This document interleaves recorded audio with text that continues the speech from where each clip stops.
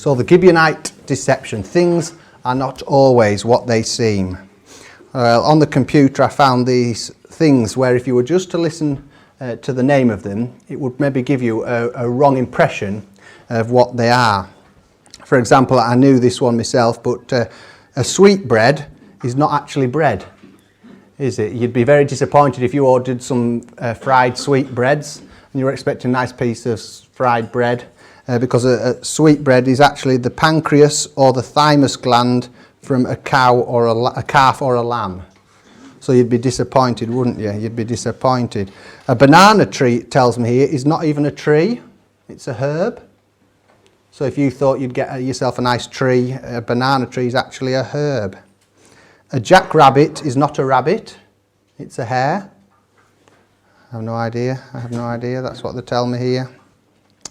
This one's one that we all have. We all have a funny bone, don't we? But it's not actually a bone, isn't our funny bone, and it's not very funny either, is it?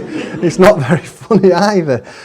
It makes you jump and dance, doesn't it? It's just a little spot where a nerve meets one of the bones, and that's the little bit that just makes you jump and dance if you catch it wrong. It's not really a bone. A shooting star is not a star at all, is it? And when you think about it, yeah, we probably knew that. It's not really a star. It's a meteorite, isn't it, that's burning up, and that's why we see the light as it flies through. Shortbread, that is not bread either, is it? But then if you were going to make the mistake, go for the shortbread, not the sweetbread. A guinea pig is not from Guinea, and it's not a pig either. I'm sure most of you know that it's a weary little rodent from South America. So why they don't call it a South American rodent, they call it a guinea pig. But anyway, that's that. And this one I found quite interesting. An English horn, it's neither English or a horn.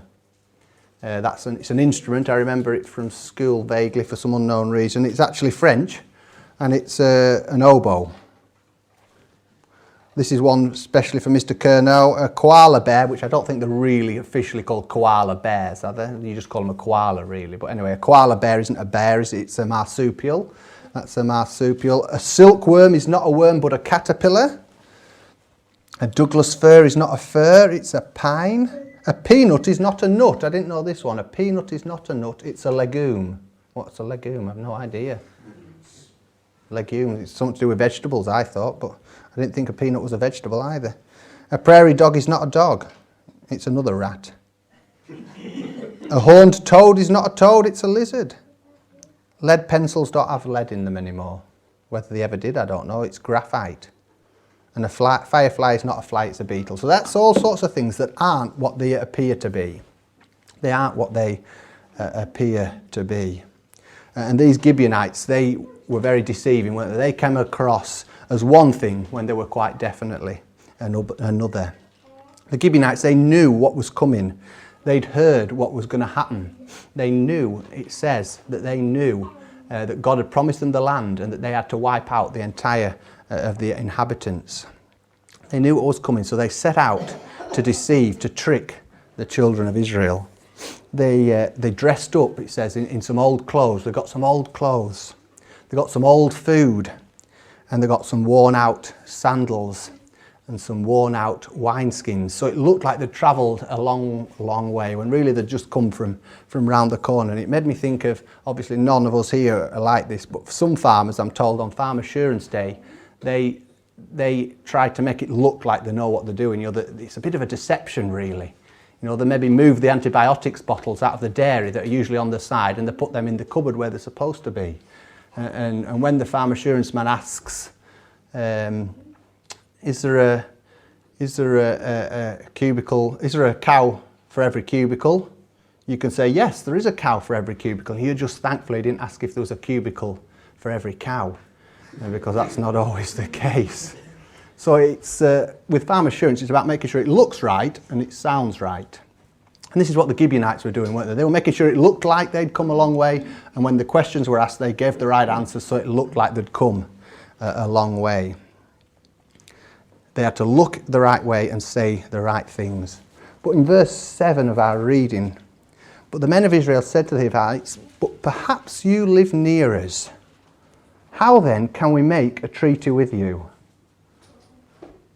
Well, why is this business of making a treaty important? Well, as I said, they'd been told very clearly that they had to wipe out the entire inhabitants of the area. And in Deuteronomy 7, verse 1 and 2, they are told, when the Lord your God brings you into the land you are entering to possess and drives out before you many nations, Hittites, Girgashites, Amorites, Canaanites, Perizzites, Hivites, and Jebusites, 7 nations larger and stronger than you, and when the Lord your God has delivered them over to you and you have defeated them, then you must destroy them totally.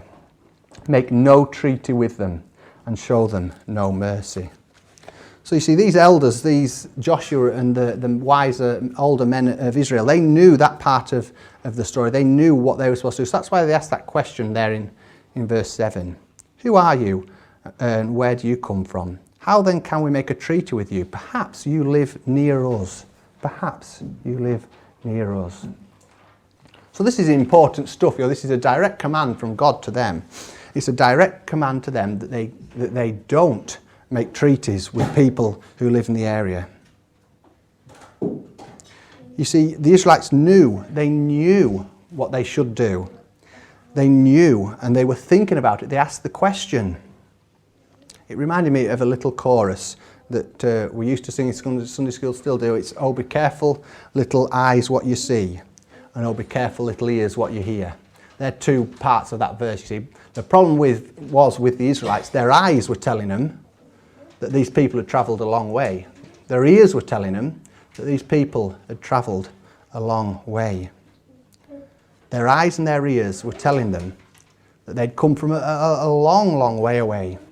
But the major error in their judgment is in verse 14, isn't it? I'm sure you all spotted it when we read through. The men of Israel sampled their provisions, but did not enquire of the Lord. And that reminds me of another chorus that we're singing at the moment in Sunday school. It's trust in the Lord with all your heart and lean not on your own understanding. Trust in the Lord with all your heart and lean not on your own understanding. This is what it says in Proverbs 3 verse 5. Don't rely on what you've got, learn to rely on the Lord. See, they should have known better, shouldn't they? The children of Israel should have known better. They should have known not to trust their thoughts, not to trust their eyes, their ears, what they could see, what they could hear. They should have known to rely on the Lord. They've had so many opportunities. I must have, over these last couple of months, spoken on 2 or 3 of them, here and other places, the different times when they've realised their need of consulting God on important decisions. I mean, literally just 2 or 3 chapters earlier, we have the battle for Ai, where they'd come from defeating Jericho. The next city's Ai, and they think to themselves, well, it's only a little city, let's rush on up there. Let's go on up there and defeat that city. And it all comes crashing down around them because they hadn't consulted the Lord. They hadn't consulted the Lord. They should have known. It tells us again here in verse 14, just a few chapters later, the men of Israel did not inquire of the Lord. They should have known better. Literally, the few chapters in between Ai and here, they're having a great big time of praise and worship, and they're reading through all the laws. You know, these people are supposed to be on a high. They're supposed to be in touch with God, and yet they make such a huge error. Such a huge error. Through these parts of Israel's journey, we can learn the importance of consulting God as we make decisions. You know, what does the Bible say? What does God say on this matter? I'm not suggesting that we need a 20-minute time of prayer every morning as we decide whether to have pancakes or Frosties. I'm not suggesting that we need to have spend time consulting God on what we particularly wear to go to work. But any decisions that affect the direction of our lives, any big issues, we must always be taken after consulting with God. Must always be taken after consulting with God. We're still able to use our own thoughts and reasoning. That's why we have the ability to do so. But we should not rely on that alone, especially when it comes to the big decisions in life. Maybe it's work or a job opportunity. It's very easy in our own human reasoning to think, well, that's a good job, that's a promotion, maybe that's slightly more money, that makes me better off, it makes me better able to look after my family. Human reasoning may say that it's a good thing to go for that particular job. But that is something that we must bring to God first, isn't it? A decision like, maybe it's where we live. Maybe we're thinking of moving. Maybe we're thinking of altering something major. In human reasoning, it may seem like a good idea. In human thoughts. But do we only use human reasoning? Maybe even down to things in church. Maybe the church that we attend even. Maybe we may think, oh, well, that church there might suit me, or this church here might suit me, or that service might suit me, or I'll go over to that service on Saturday night because it sounds like it'll suit me. These are the sort of things that we should always bring to God and not just use our own human reasoning. When I read this chapter through, the other major thing that really stood out to me was the importance of promises, and this is one that really challenged me. The importance of keeping promises. So these folk, they'd made an error. The Israelites had made a mistake. They'd made this oath with their neighbours just round the corner. They'd promised to look after them, to be friends with them, a peace treaty with people just round the corner. They'd made a mistake. Now, maybe in our human reasoning, we could say, well, these people have deceived us. They've purposely set out to deceive us. So that the children of Israel could very easily have said, well, that's their fault for making us think that they'd come from a long way away. So we're just going to go and destroy them. But that's not how we're to do, is it? The Bible clearly tells us that promises are important. Once we've made them, we've to keep them. And we read that the first thing they did once they realised that just 3 days later, it tells us that they realised that the Gibeonites were actually just their next door neighbours practically. So they marched straight round. And some of the children of Israel wanted to attack them. They wanted to wipe them out. But in verse 19 we read, "But all the leaders answered, 'We have given them our oath by the Lord, the God of Israel, and we cannot touch them now.'" This promise that was made in haste, without thought of God's will, still had to be kept. It still had to be kept. Now, what does the Bible say about making promises and keeping promises? Well, it says lots, but one I found it in Psalm 15. Psalm 15, verse 1 through to about 4. Psalm 15, "Lord, who may dwell in your sanctuary? Who may live on your holy hill?" And then we get the answer. "He whose walk is blameless and who does what is righteous, who speaks the truth from his heart and has no slander on his tongue, who does his neighbour no wrong and casts no slur on his fellow man, who despises a vile man but honours those who fear the Lord, who keeps his oath even when it hurts." So even when it hurts, we've to keep a promise. Even when it's awkward, even when it's difficult, we've to keep a promise.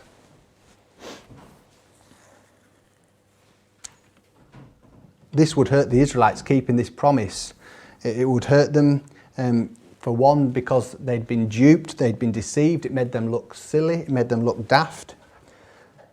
They would lose face for that, wouldn't they? The other cities, other kings, other kingdoms, other neighbours would look and think, well, how silly, how daft these Israelites are for falling for that trick. It would also hurt them financially. It was a big city. We're told the Gibeonites had a large area of land, so it would hurt them financially because the Israelites could have had that plunder, they could have had that. But God still expected them to keep the promise. We live in a world, don't we, where promises mean very little. Our politicians promise us, don't they, all sorts of things, day in, day out, week in, week out. Whatever election they're wanting to fight at the particular time, they'll tell us something that'll suit them for just then. Maybe it's, oh, well, if we all come out of the EU, there'll be so many 100 million, billion, trillion that they can now put into the NHS, or maybe it's, well, we're coming up to a general election, so we promise we're going to cut taxes and increase spending, but when it actually comes to it, it doesn't happen, does it? They believe that if it's what people want to hear, if they say what people want to hear, it'll be believed. But the promises mean nothing and are broken so quickly. Marriage vows in our country, around the world, but in our country, are just thrown away at will. Promises made between a couple in the presence of God so often these days mean nothing. We promise for richer, for poorer, in sickness and in health, till death us do part. As Christians, we should stand by and fulfil our promises. That should be a point of difference between us and the world.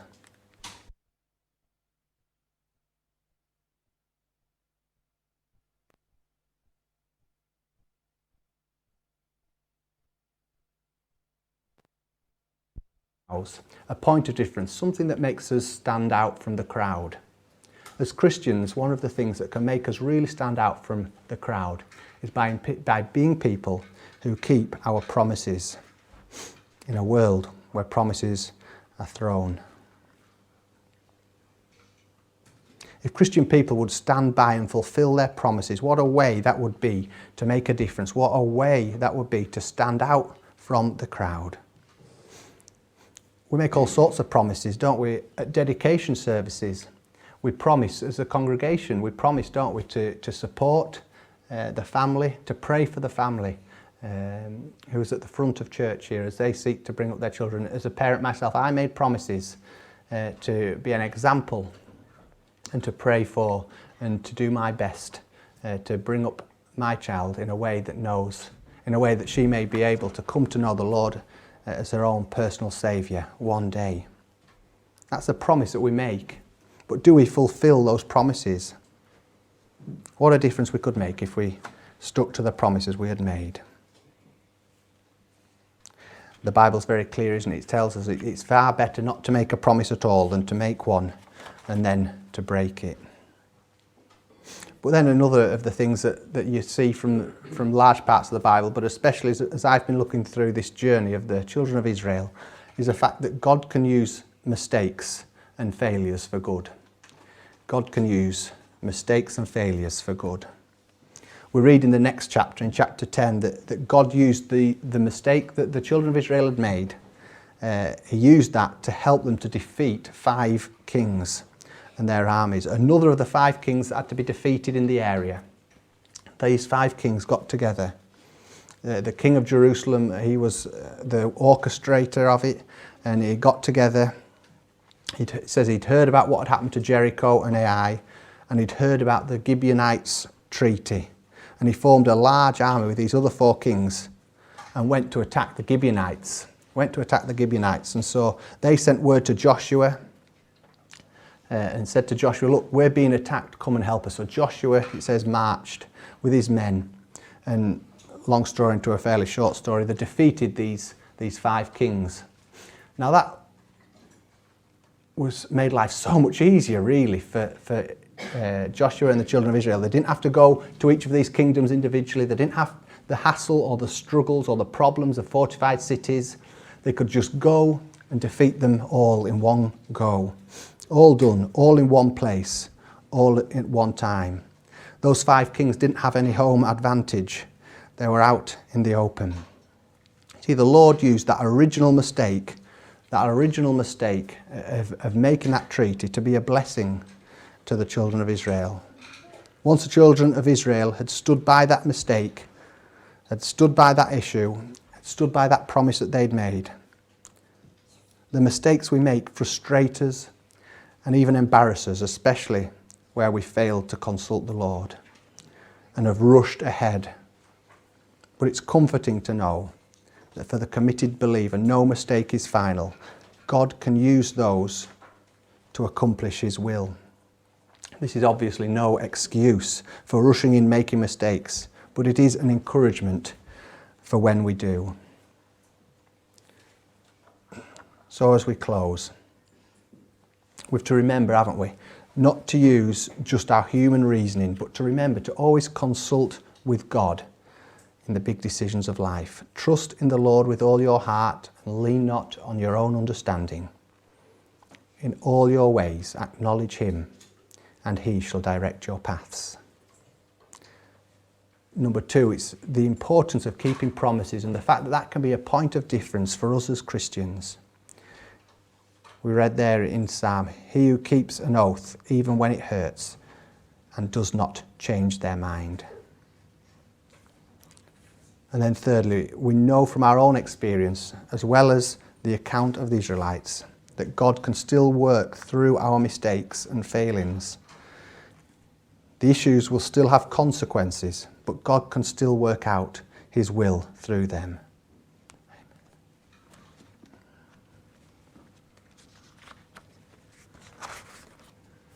Our last hymn as we close is hymn number 400. Hymn number